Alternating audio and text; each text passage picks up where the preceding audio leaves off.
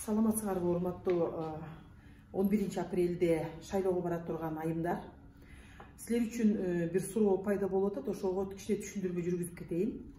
Барыңар билесиңер, акыркы мыйзамда 30% квота каралган.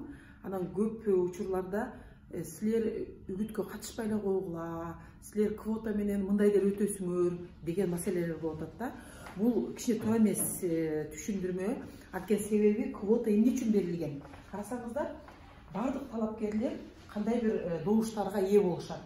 Кээ бирлери көп, анан азыраак, анан баары ушундай ранжировать этип чыкканда, мисалы үчүн бир айылда 11 депутат болуп, бардык айылдын шайлоочулары эркек кишини шайлап отурса, 7ге чейин жеткенден кийин токтотуп туруп, андан аркылары да эркек болуп турса, жок мындай жарабайт, тең салмактуулук керек деп туруп, добушту аз алган аялдарды алып туруп, бияка тартышат да. Но бирок ошону квота менен келди деп коет.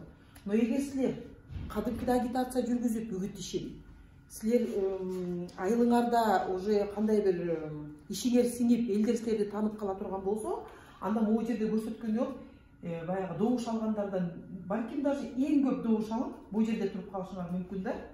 Анда эч кандай эле квотасыз өтөсүңөр.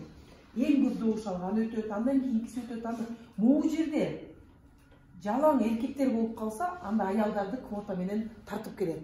Тескеринче, айылыңарда баары айымга шайлай турган болсо, 7си айым болгондон кийин калган 4-өнү ошо мырзага квоталарды резервке калтырат да, мандаттарды резервке.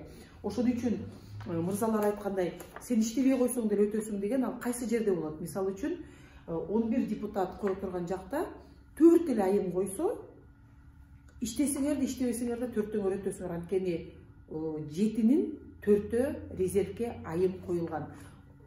Бирок айымдар көбүрөөк болуп калган жерде, мисалы үчүн бирөө жазып атат, биз 7 айым койдук, биз 4-өбүз эле өтөбүзбү деп. Жок, 7-өңөр тең өтүп калышыңар мүмкүн. Но 7-өңөр тең өтүш үчүн силер бул жерден өтүшүңөр керек да. Башка мырзалардан дагы көбүрөөк добуш алып келе турган болсоңор, 7 айым 4 мырза болуп калышы да мүмкүн. Ошондуктан баягы үгүт ишин жүргүзбөй эле коелук, квота менен сөзсүз түрдө өтөбүз дегенде кажети жок. Тескеринче, биз квота менен келген жокпуз, бизге добуш берип, элдин сүймөнчүлүгүнө ээ болуп туруп келдик деген бир маселе бар. Дагы бир суроолорду берип атат. Бир убакта мамлекеттик бюджеттен каржыланган мекемелердин жетекчилери шайлоого барганга тыюу салып койгон. Мектеп, бала бакча же жанагы ФАПтыкы.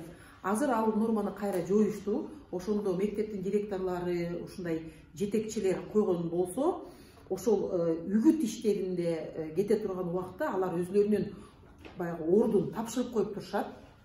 Айлыгы толук кандуу сакталат. Жумуш ордун эч ким башка тартып ала албайт. Ана шайлоодон кийин өтүп калса, директорлукту дагы, депутаттыкты дагы өкөн айкалыштырып иштеп жүрө берсе болот. Анткени себеби депутат болуш үчүн эч ким айлык төлөп бербейт. Өтпөй кала турган болсо, кайра өз ишине кайтат дагы, өз ишин улантат. Ошон үчүн жок, жумуштан кетип калгандан кийин жумушуңду жоготосуң деп коркута турган болсо, ага ишенбей эле коюңуздар, бул туура эмес маселе.